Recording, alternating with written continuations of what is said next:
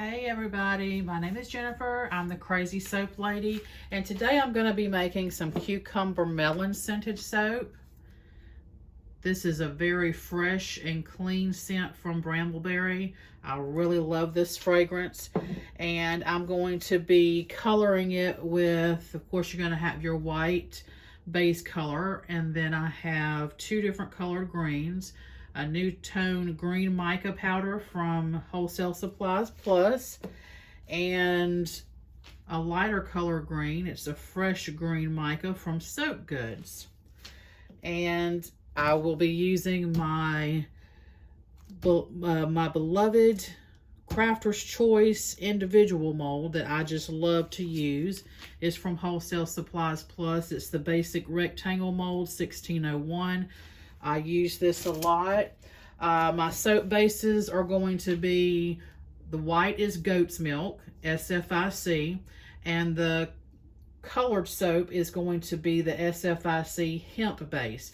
I'm trying out the hemp base in my soaps. I'm thinking about adding it to my cold process recipe. So I'm trying it out in melt and pour first to see how I like it. All right, so I'm going to try to duplicate this design here. I have I've already made one video showing my individual molds that I use, but I just changed up just a couple of little minor things, nothing big, but I did change up my pouring method a little bit, and my proportions a little bit, so I'll talk about that more also. But I wanted to go ahead and make another video, so I'm going to try to duplicate these designs. And all right, I'm going to go ahead and get started, get my soap bases melted, and I'll be right back. All right, I've got my soap bases melted, and I'm going to go ahead and get started here. I'm going to work on two molds at a time. I'm also using these cups, these small cups. This is not something that you have to do. This is something that's just a preference of mine, because I just find it easier to manipulate my pour, control my pour. So, I mean, for this, just for this design, I don't do it all the time. So, and like I said, it's not a requirement. But I do like to spray my mold first. It just kind of helps it spread a little bit. But so what I do, before I would go around the edges first and then kind of do like a little swirly or zigzag in the middle. But I just kind of, like I said, I haven't changed this a whole lot. I just kind of start off with the white, and I just kind of do a little zigzag there, and then I pour some of the green in this, try to get in the spots that I didn't pour the white in, and the same with that, and then pour a little more white,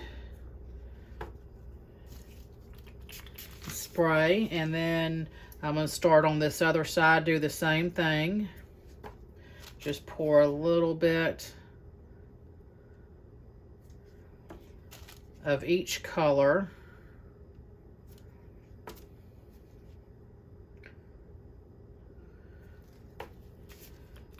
And then I'm just going to go,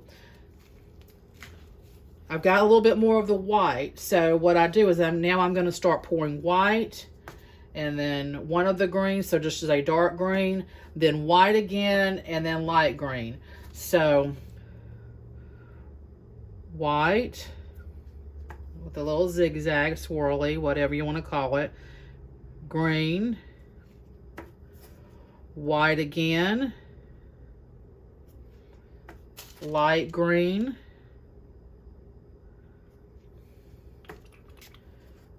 then I'm going to go over here to this other side, because I don't want them to harden up too much in between each pour. See, the thing about pouring it into these cups is it does thicken up quicker. I will say that. If you are one that doesn't like having to warm up your soap bases, you know, more than once or twice, this may not be the method for you to try, because you're going to have to, with this, you're going to have to warm them up more than that, I can tell you. You're going to have to warm it up several times. I mean, I haven't found any way to get around that, especially when you get towards the end. You just do. So, and it you know, it'll glob up a little bit. So if anybody has found a way to get around that, by all means, please let me know. Now that, I'm going to let that sit there for sure, because it looks like it could be trying to start to blend together, and we don't really want that to happen.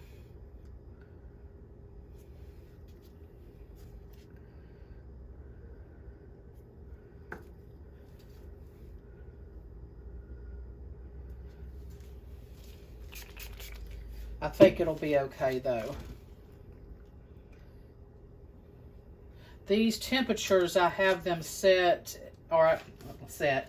I started pouring between 120 and 130. I mean, I'm not worried about all three soap bases being the exact same temperature. This is SFIC, so if you've seen any of my other videos, you've heard me talking about letting it get as low as 100. Well, that was with the Crafter's Choice. I found that I can't really get it that cool with the SFIC, so I usually pour between 125 and 130.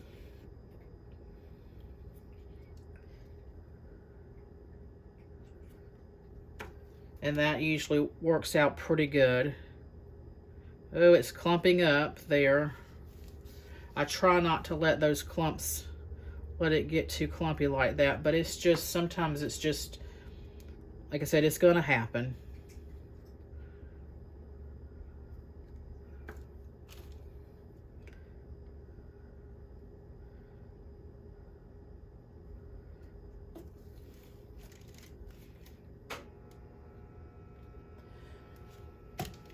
So, all right, we're getting close to finishing up here with the first two, and we'll start on the next ones here. I probably will go ahead and warm these up. Yeah, that is, that's definitely,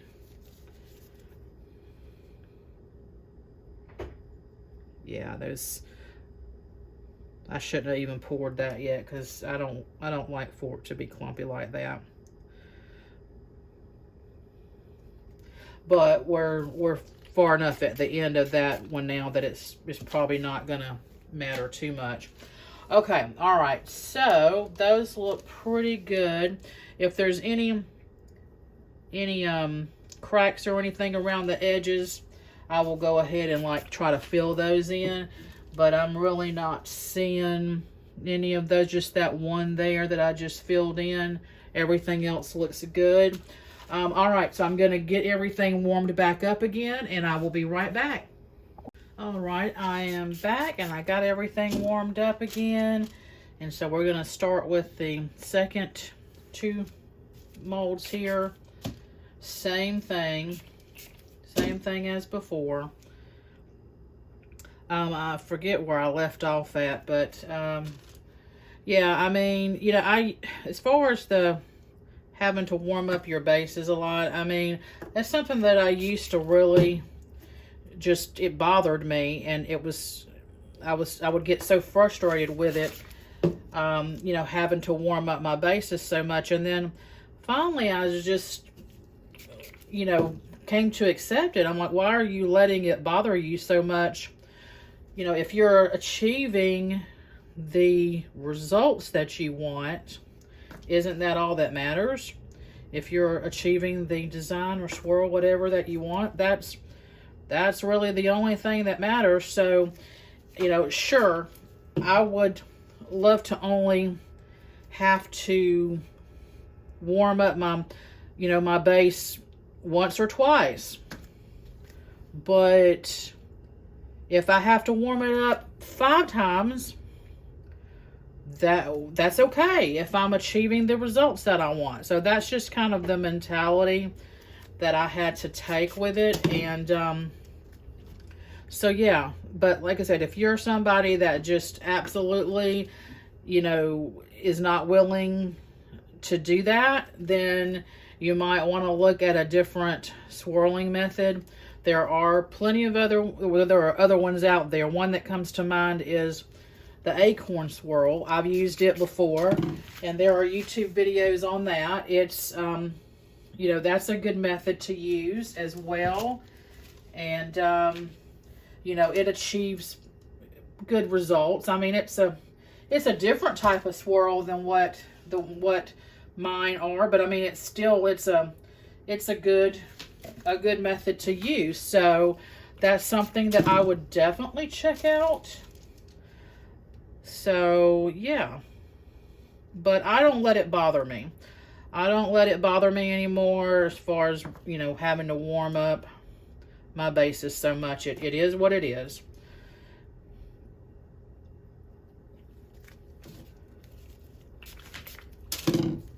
So I got a lot going on right now, actually. I've got, I'm in the process of moving. I'm moving to Iowa. I currently live in Georgia. And so yeah, I got that going on. And then I've also signed up for a huge craft fair in South Dakota in March. And I'm still in Georgia. So, you know, how much sense does that make, y'all? But, you know, leave it to me. That's how I am. I do crazy stuff like that. But it was, you know, I wanted to do it. And they only have it twice a year. And I just really wanted to do it because I felt like it would be a really good experience for me. I've never done a craft fair that big before. But I'm also very nervous about it because I'm just afraid that I won't be prepared. So, yeah, because it's definitely a huge event. All right, give me 1 second. I've got to warm these up again. All right, okay, so I forgot where I left off at, but so yeah, this is going to be kind of a big event. Well, it's a very big event and bigger than anything I've ever done, that's for sure. Usually, I mean, I've done a lot of craft fairs, but like they're usually like, you know, local churches and things like that. So this is just going to be a really big event, and I'm really not sure like how much product I need to take. Like I don't know. I mean, I'm sure like hundreds of bars of soap, hundreds of candles. I really don't know.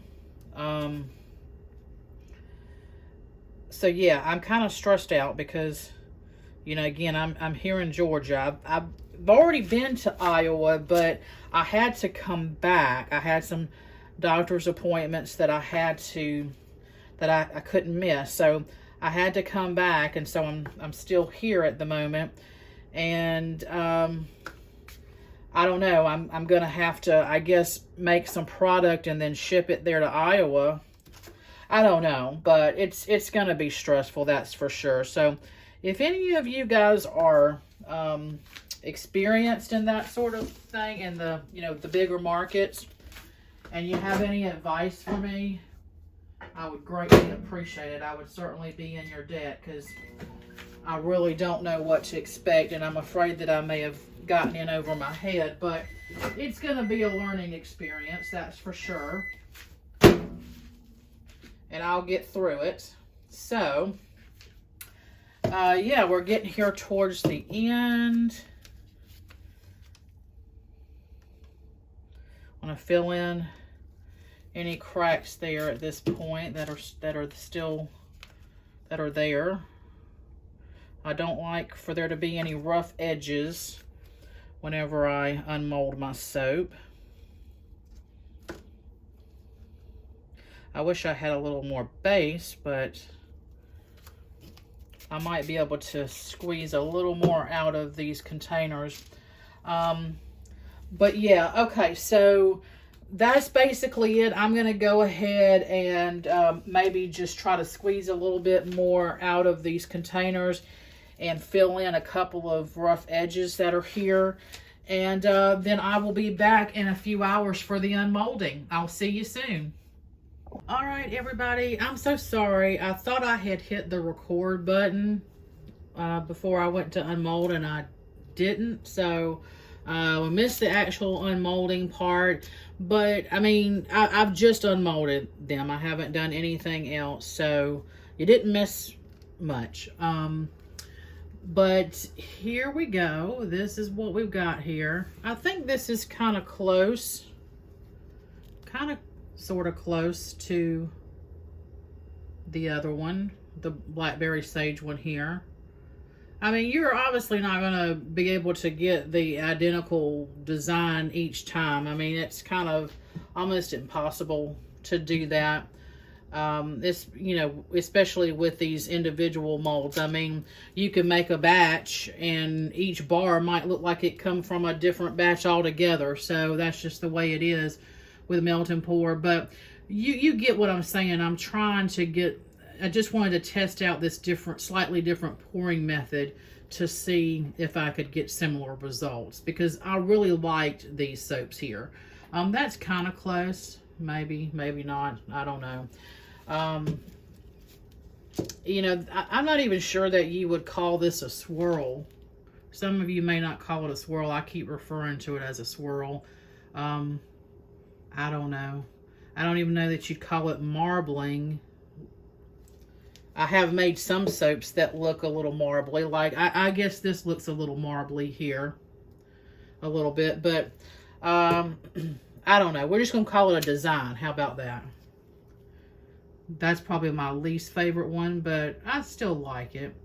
One thing that I did forget to mention while I was making the batch was I had mentioned proportions earlier, that we were going to talk about that. That was another thing that I made a slight change to, was just my proportions. So before, what I was doing was I was dividing my colors equally. Like, for example, say if I was making 60 ounces of soap. Okay, I'm just throwing that number out there. And I was using 3 colors. I was using a white in two different colors. I would split it 3 ways equally. So I would do 20 ounces of white, 20 ounces of one color, and 20 ounces of another color. So it would end up being 40 ounces of color and 20 ounces of white. So the colored proportion would be higher. Well, with these 2 batches here, I changed that up a little bit, and I just did half and half. So I did 50% white, 25% dark green, and 25% light green. So it was still 50% color, 50% white, but it was evenly proportioned instead of there being a higher percentage of the color amount. So that's the other thing that I changed up, other than just pouring slightly different. I don't know if it's just a phase I'm going through, but here lately I've just kind of been, I like for there to be a little more of that white base in the soap. So I just kind of like that look a little bit better. But, you know, I'm just trying out things and trying out different methods. I like doing that. I mean, next week I might be trying a different pouring method. So, you know, we'll see. But one thing that I am going to do is I'm going to try this to see if I can achieve this same type design in a loaf mold. I am going to do that.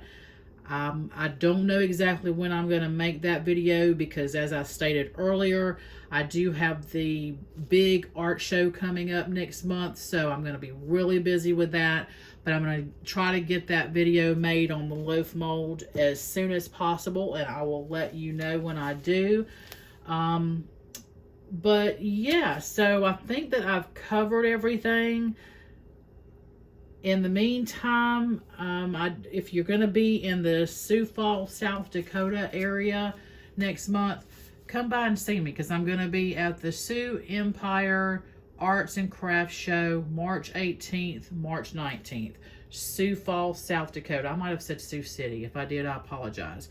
So, wish me luck. I'm really nervous about it. I feel like I'm going to be unprepared. I'm not going to have this big elaborate booth like some people do. I just have 2 tables, but I'm planning on just taking as much inventory as I possibly can. Yeah, so if you're in the area, if you live in the area, please come see me. I would love to meet you. And if you are new to my channel, please subscribe to it. I really appreciate it if you would do that. And I also have a Facebook page, Crazy Soap Lady Facebook page, and I have a Crazy Soap Lady Instagram as well. So please follow me there as well. I will put those links in this video.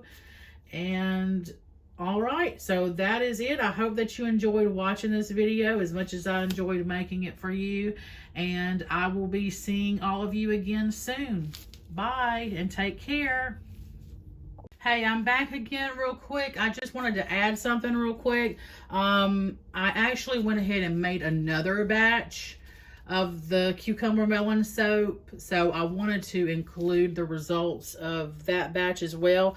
This one is really different. But I did make the temperature warmer on these. You still want to make sure your temperature isn't hot, you know, but I did go a little warmer on these. So there's some very different results there from that first batch that I did. But I still, again, I like these. I mean, I think that's kind of a little cool design there. I mean, I like the look of these. And again, I think I just like it more because it fits with the fragrance. I mean, Cucumber Melon is just such a clean, fresh scent. I can't emphasize that enough. But yeah, these look nice. I think probably, I don't know which one is my favorite one out of this batch. If it's that one, I really like that one, but I also kind of like the looks of this one too. And like I said, this has got, I'm kind of been leaning towards, you know, less of the color in there and more of the white. So that might be why I'm leaning more towards this one here. Not so much the swirl in it, because again, I don't know if you even consider that a swirl. But it's just the color variation that I like in this one. Let me know in the comment section which one you like, if you agree with me on that. All right, so again, thank you, and I'll see you soon. Bye.